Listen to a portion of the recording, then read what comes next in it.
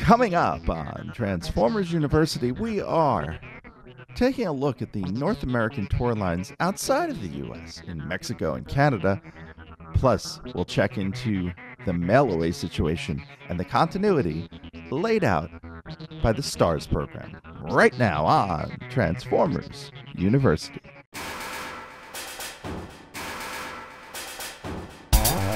Hello, my friend, and welcome to Transformers University, episode number 99. I am your host, Anthony Bricali, owner-operator, madman behind TFU.INFO, the website, the toy archive. This podcast, TFU News and Views podcast, and oh so much more. I want to welcome you to episode 99. Wow. We are on the precipice of episode 100. I do have something fun planned for that episode. You'll find out at the end of this episode what I have in store for episode 100. And much like with episode 50, it is one of the bigger milestones in Transformers history. Now, with that in mind, we're going to focus here on episode 99. And I know you folks love the toy shows. So we're going to talk a little bit about the toy lines for our neighbors to the north, or at least my neighbors to the north, Canada, and my neighbors to the south, Mexico, the other parts of North America. And we're going to talk about the mailaways for 1987. And, of course, the S.T.A.R.S program and the weird little pocket continuity that exists there. And we're going to start with just quickly talking about Canada and Mexico. In previous years, I've been able to do entire episodes on these two countries.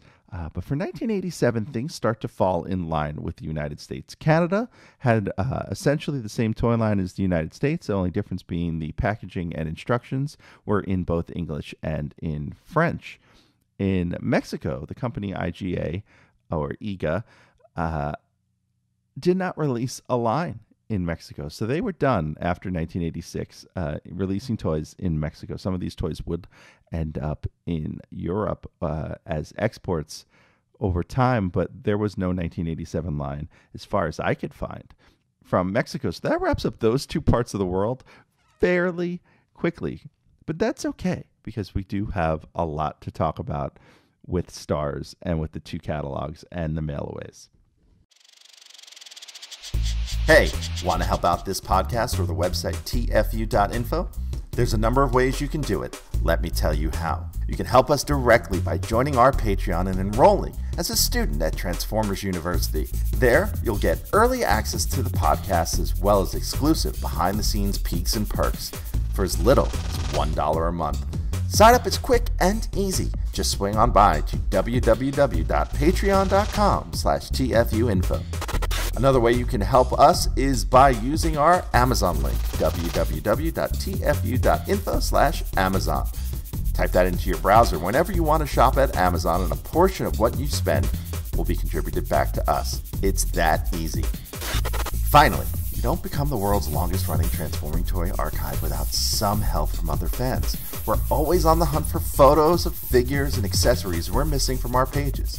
If you'd like to contribute, go to tfu.info/help for a list of what we need, or send an email to info@tfu.info. tfu.info, the Alpha Trion and Omega Prime of transforming toys. Now, back to the show. So let's talk about the first of two catalogs from S.T.A.R.S in 1987. The first one, entitled Rodimus Prime Remembers the Transformers' Greatest Battle on Earth. And the cover for this is pretty neat. It has Rodimus Prime painted, very toyetic looking, holding his gun for some reason, but in front of a computer screen and a bunch of diodes and meters. It's just nifty looking. And in the corner inset, it says, "The quest for Autobot City, parentheses, see inside for details." Now inside we get a fold out piece of art. It's like one of those Mad Magazine foldaways or Highlights magazine where we get one bit of art and then a second bit of art. And so this first bit of art shows an Autobot convoy with Rodimus Prime, Wheeljack, Mirage, Sunstreaker, Ratchet, Cosmos, Warpath, and Rodimus Prime. That's strange to have Rodimus Prime and Optimus Prime in the same image, especially at this point in time. And it says, Rodimus Prime stood up from his chair at the Data Battle Center and spoke. I remember one legendary Transformers battle as being the most crucial. It was digital doom on the highway to destruction, and that's underlined. Before Autobot City was built, the Autobots had formed a convoy to find the ideal location in which to place their headquarters. On the way to find these coordinates, they were attacked by a Decepticon ambush. And that image actually then folds out to an image of everyone transformed in robot mode. All the same bots, all of them pretty much in the same spots. And also very toyetic art. Ratchet with his platform, his battle platform. Megatron, this is one of the more interesting things about this piece of art. Megatron is in his robot mode, very toyetic looking, but he also has his gun combat deck. So his silencer, his scope, the stand, all of that exists on its own, and Megatron is behind it firing at Optimus Prime. We also see Thundercracker and Wheeljack and Rodimus Prime, of course, without his trailer. And so, the neat thing to note here, I think, it could be some strange pocket continuity where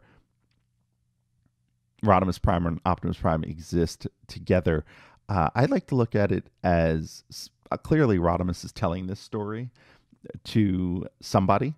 And so what we're seeing here is the mental image from the person receiving the story. So they're not picturing Rodimus as Hot Rod because Rodimus is telling them the story. So Rodimus is therefore pictured as Rodimus in this person's mind. That's kind of how I squirrel it away. And there's some more flavor text in this story. I'll read it for you right now. What appeared to be an innocent convoy was converted into a shower of drone rockets, killer particle beams, ear-crushing sonic booms, and exploding incendiary devices that lit up the desert sky. The Autobots fought heroically under Optimus Prime's command against Megatron, the death-dealing menacing machine gun, and Thundercracker, the energy-zapping fighter plane. And as you can see from all of the text and all the art here, this is what was available via the S.T.A.R.S program, the mailaway program for 1987. So what did we have? We had Optimus Prime and Megatron, both available for $21.50 plus 5 robot points. Thundercracker, available for $10 plus 2 robot points. Reflector, which wasn't in the artwork, still available for $10 and 2 robot points. Of course, the S.T.A.R.S playset, one of my favorite pieces of vintage Transformers stuff.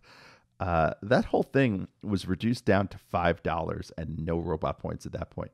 And they do make it a point to say, due to a more efficient use of Transformers energy and technology, the cost of the Transformers Fan Club membership has been reduced from $6.50 to $5. There has never been a better or more exciting time to join than right now. Finally, 4 Autobot cars were available. Wheeljack, Mirage, Ratchet, and Sunstreaker, all available for $8 each, plus 2 robot points. And 3 mini-bots were available. Warpath, Cosmos, and Cliffjumper, each at $4, or as a set of 3 for $9.50, all requiring 1 robot point. And Cliffjumper is mentioned here and shown in his yellow colors. And sans a spoiler. So that would mean they were offering Hubcap as Cliffjumper. It gets a little confusing. The flavor text for Cliffjumper is pretty bizarre. Actually, some of the other flavor text as well just doesn't make total sense. Like Wheeljack's reads, he is powerful and fast, sleek and very deadly. Sports car by day and threat to Decepticons by night. This warrior fights for good and against all evil. So he only fights at night. And when has Wheeljack really been that deadly? Sunstreaker, if endurance is your most important criteria in an ally, you'll need this Autobot's help. He always makes it through. Again, I don't think that's his defining personality trait. And then Cliffjumpers. That one amuses me the most. Cliffjumper. Exactly what his name implies. This mini Autobot can be a real asset in any battle. Power and cunning make him the perfect ally in any tense situation. none of that says anything about jumping off of cliffs or up cliffs or anything to do with cliffs, so I don't know what his name actually implies here. Also, so in order to claim your S.T.A.R.S direct mail figures, you'd fill out the form, you'd include the robot points and a check or money order, no cash or stamps please, payable to Hasbro Direct Inc. Now, Hasbro Direct Inc. Has a P.O. box here, but they were located at 921 Eastwind Drive, Suite 114, Columbus, Ohio. So I did a quick Google Map search for this, for 921 Eastwind Drive, and that is the Spectrum Commerce Center in Columbus, Ohio. Currently, Suite 114 is occupied by the Shape for Life Private Fitness Studio, and that is Shape, the number 4, Life Private Fitness Studio. So if you happen to work out there, if you happen to drive by that, folks in Columbus or Westerville, Ohio, as Google Maps likes to point out, just remember that it used to be probably where they stocked a lot of these Hasbro Direct figures. So just imagine that building was full of Transformers. And that takes us to the second of the 2 mail-away catalogs for 1987. This one called Combat Data. And the cover for this one features that same computer, or at least something very similar, plus Rodimus Prime's hand pressing a button. And that computer has this readout on the screen, a CTR screen at that, Transformers Combat Data, and that's underlined. And then it says Battle, quote, Digital Doom, ... end quote. Location, Planet Earth. Background update, see inside. And we got more similar artwork, this time Thundercracker chasing Cosmos, Warpath, and Cliff Jumper, which is actually not even yellow Cliff Jumper. It is very much hubcap on the side of a cliff. And it says, against their solid state logic, the mini Autobots are ordered to leave the fighting to escape Thundercracker's force field. Can they summon help before Optimus Prime and the convoy are wiped out by the Decepticon ambush? Now, the version I found doesn't have all the pages, but according to TF Wiki, the reader is then told they need to update their weapon systems and Transformers vehicles to engage in the action. And then presented in this catalog are Optimus Prime, Megatron, Thundercracker, Reflector, Cosmos, Warpath, Cliff Jumper, and the S.T.A.R.S membership. So everything else there is pretty much identical to the previous version from the Digital Doom story. But you know, it's funny. It's weird because this pack and flyer then invites the reader to be part of the action. So it's almost like if we were told in flashback before, we're now set in present time now. And with that, we wrap up S.T.A.R.S and the North American mailaways for 1987. Thanks for listening to the show. Stick around to hear what's coming up next episode, but first, I want to fill you in on a few ways you can stay in touch with the show. Be sure to catch us on Twitter at TFU_info and on Facebook and Instagram under the username TFU.INFO, all one word.